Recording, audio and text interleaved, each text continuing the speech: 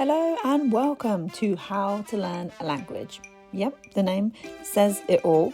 I'm Lindsay from Lindsay Does Languages, and I'm here to help you learn languages better, any language, any level. On this podcast, you'll get jargon-free linguistics insights to level up your fluency, practical mindset tips to tackle those inevitable learning wobbles, personal language diaries from me where I share my own progress and honest experiences, and exclusive looks behind the scenes of Language Life, my coaching program that helps people speak fearlessly and intuitively by taking control of their learning without pressure or one-size-fits-all methods. If you are ready to move past perfectionism and finally start speaking the language you want fearlessly, confidently, then you are in the right place. Let's dive in. When I was preparing for Grace and Space last year, 2024, there was one session that took me down a bit of rabbit hole when I was preparing for it. And you'll see how ironic that is when you know what the topic is, if you haven't already read the title of this episode, because that topic is attention and distractions. And one of the things that I came across, and it's just like everything in life, I'm always thinking, every book I read, everything I watch, every podcast I listen to, I'm thinking, how does this apply to language learning? How does this show up in language learning?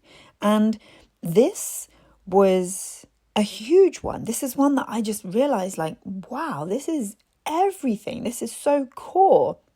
And so I wanted to share it with you here as well today. So why we struggle with language learning suddenly makes a lot more sense when you know this. In particular, that thing that I'm talking about is the theory of the 4 attention types. So this is from someone called Gloria Mark, who talks about this in her book, Attention Span, Finding Focus and Fighting Distraction. So if this is something, you listen to this and you're like, oh yeah, I'm curious, I want to learn more, that's the book that you want to go and find, track down. That is the name of the person, Gloria Mark, that you want to go and Google, because this comes from her, this theory of the 4 attention states: focused, rote, frustration, and boredom. And already you might be thinking, oh, wow, yeah, I can map all of these to everything I do in my language learning. Like everything fits. I see it. I get it, right? I definitely did when I first came across this. So to understand each of these a bit further, before we go into the full detail, there is something that I think is really helpful at this stage. And that is this idea of thinking about engagement and challenge. Because when we add these measures into these 4 states, we can begin to see the differences a lot clearer. So maybe as well, you might be listening and thinking, oh, I kind of get a bit, some of them, but not really. This will really, really clear it up. So if we think of focused attention, that is when we are engaged and we are challenged. So this is stuff where we are engaged with what we're doing, and it's challenging us like the right amount, right? Like I call it like Goldilocks. We're in the middle of, it's not too hard and it's not too easy, just the right level of challenge. We sometimes think challenge is hard, difficult, boring. We don't want challenge, but we do want challenge, right? We do, and this proves it. The next is rote attention, which you may have guessed by now is engaged and not challenged. So this is where, yeah, we're engaged with what we're doing, but it's kind of easy, right? It's not that difficult for us. Then there's frustration. So with frustration, we are not engaged, but we are challenged. And so now you can see that the challenge without being engaged with that task, that's frustration. And again, as soon as I've said that, you've probably gone, oh, yeah, got it, understood. And the final one then, boredom. So this is not engaged and not challenged, right? It makes sense, yeah? So let's go a little bit deeper now. We've got that kind of framework and those measures to look at this angle from. So focused attention there. Keywords here being engaged and challenged. I want to give for each one of these like an example language learning activity that will make sense and you'll be able to associate with this. So for this one, focused attention, answering a prompt and getting to play detective while you look up certain words, because Google Translate of the full response gave you what you think may be an error, And now you know exactly what to do to find out if it's actually wrong. So we have that little bit of challenge that feels right because we know, oh, there's a mistake there and I want to find out what it is, that playing detective, so to speak. That's what I call it in my own language learning. And we're engaged because we have answered the prompt. Like, we have created this thing that we're now looking up, right? That's an example of something that would be focused attention.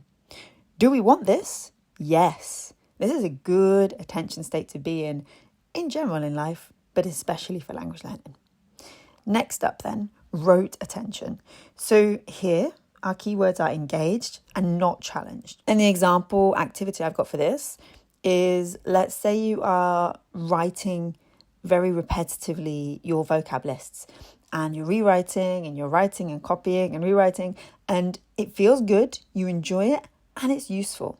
So you're engaged because you enjoy it and it has that feeling of being something useful for you. You've already established that this is an activity that works for you. But maybe it's not that challenging because you can write words. You can do that. So the challenge isn't quite there. And when we come now to the question of, well, do we want this? Is this an attention state that we want? You may be thinking, oh, well, maybe that's not good, right? If I'm not challenged, it's not good. Well, no, actually, yes, we do want a bit of this. Rote attention is good because it's actually reported to be our happiest attention state. So it's kind of interesting, sometimes we do want to switch rote attention to be more focused, and we'll get to that in just a second, but it's our happiest attention state. So the reason I'm telling you this is that if we just think, I want everything to be focused all the time, fully engaged, fully challenged, go, go, go, more, productive, that's when we're then going to get burnt out because we've not experienced these differences, these different phases. It's a little bit like when I talk about speedy gains and steady growth. You've probably heard me say this before, how we have these phases of language learning where things are really fast and moving up. We're making lots of progress. That's a speedy gain. And then there's steady growth, which maybe feels like a plateau, but really things are ticking over and moving just at a slower gradient, a more horizontal gradient on our graph, if you like. So we need these different states, but sometimes we do want to switch something that is a bit more rote attention to be more focused. So how can we change that? Well, we typically need to increase the challenge because here with rote, we're engaged and we're not challenged. If we want to make it focused, we want it to be challenging as well. So we can switch up something about the task itself. So typically this will be to do with the what, the when, or the how of the task. So for example, when I use Closemaster, the app, it's very, very easy to get into a rote habit when I'm just tapping one of 4 multiple choice answers to fill in the gaps, right? And sometimes that's great. Sometimes if I'm like on a streak that I want to keep, I just want to be tap, tap, tap, finished for today, I'm done. But sometimes I want more focus. And when I do, then I'm going to adjust how I do it. So maybe I will change the settings. And I've got a YouTube video about this, I think it's on the podcast feed as well, how to use Closemaster more effectively. And in those moments when I want more focus with that, I will opt for spelling it out, right? The typing option or speaking to allow me more focus. Even if I switch from I think it's reading to listening, I think is how they call it. And when then I'm hearing the sentence before I see it, before I see those 4 options, that really helps as well to increase my focus with that particular task. So there are ways that we can make something rote more focused if we want to, if we need to. The other 2 then, again, these 2, you probably guess we don't want as much. You've guessed that, I know. But we'll go through them and I'll share an example and how we can change it. So frustration then. With frustration, our keywords are not engaged and challenged. So an example language learning activity of this is when, and this is, maybe, possibly from personal experience, couldn't say, when an app gives you limited hearts and boots you out of the lesson completely when you lose all of those hearts, aka when you make mistakes, aka when you do the thing that all language learning needs to happen for you to actually make progress. It's even more annoying and more frustrating for me when I know that the answer is correct, but they've just like got it listed as a different way for being correct. Do you know what I mean? Oh, it's very, very annoying, very, very frustrating. So I'm not engaged because I'm frustrated with this. I'm annoyed that it's not doing what I want it to do. It's not giving me the answer as a yes when I know it's valid. And I'm challenged because, I'm annoyed. Do we want this? Is this a productive state for language learning? Oh, no surprises, not really. But I know you guessed that already. So how can we change that then? Because the point of telling you this is that when we know these attention states, when we know how to identify them, we then need to be thinking, I know what to change. So how can we change this when we're in frustration? When we're not engaged but we are challenged, we need to find a way to adjust the challenge level to re-engage us. Now, this will depend on the specific activity that we're dealing with. So, for example, if you're feeling challenged and that is what is disengaging you, then we want to make things less challenging. So this doesn't really apply to my example of the app being frustrating when it doesn't accept the right answer that you know is right.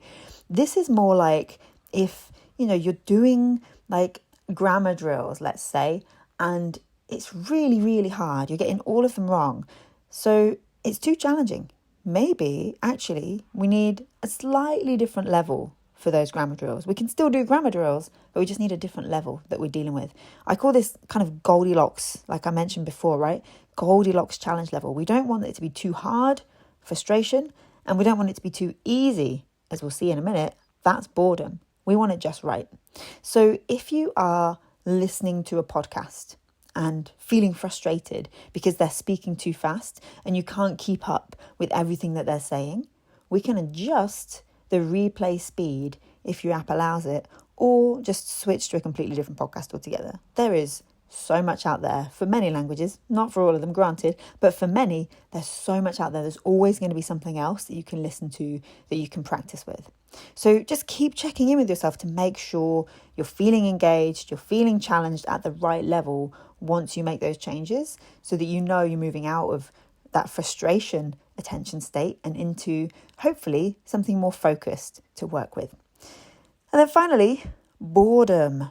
So our keywords here, it's a double negative: not engaged, not challenged. So an example activity might be that really, really tedious textbook that you are just determined to finish purely and simply for the reason that you started it.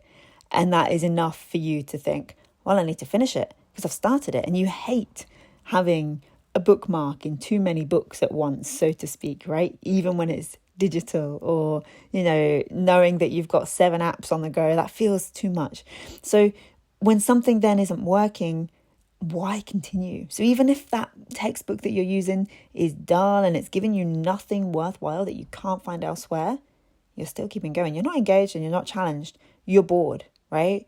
You don't need to keep going, because do we want this? No.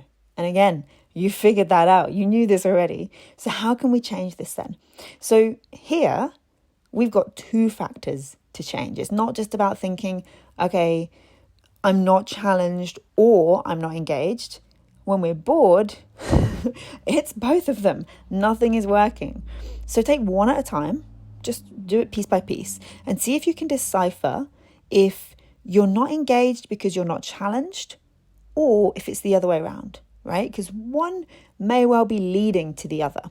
And once you know that, you can then switch things up the right way around and see how you feel. So if I realize, this textbook is kind of dull, it's not really for me, I can think to myself, is that because it's not challenging? Or is it because I just find it boring and so I'm not engaged at all? Do you know what I mean? Figure out what comes first and then we know what to change. So is it a case of, this textbook just needs to go, full stop, we're sending it to the charity shop, we're using something new? Or is it that it's maybe the way that you're using it is not that challenging? There's more ways that you can use it and find the challenge and then begin to find more engagement with it as well. So thinking about what comes first and then making those changes as you need. So there we go. I hope this has been helpful. I find this so interesting that I just really wanted to share it with you, because I know that for me, it's something that, like I say, when I was putting this together for Grace and Space last year, it was like, oh, yeah, of course, this makes so much sense. And yeah, hence why I had to share. Thank you so much for listening to How to Learn a Language. If you enjoyed this episode, don't forget to subscribe wherever you're listening to this so you never miss the next one. And if you're ready to take your language learning to the next level and speak with confidence without the pressure or perfectionism, check out Language Life. You can find all the details and join at lindsaydoeslanguages.com/LL. Until next time, stay fearless, stay curious, and remember, confidence is your best accent.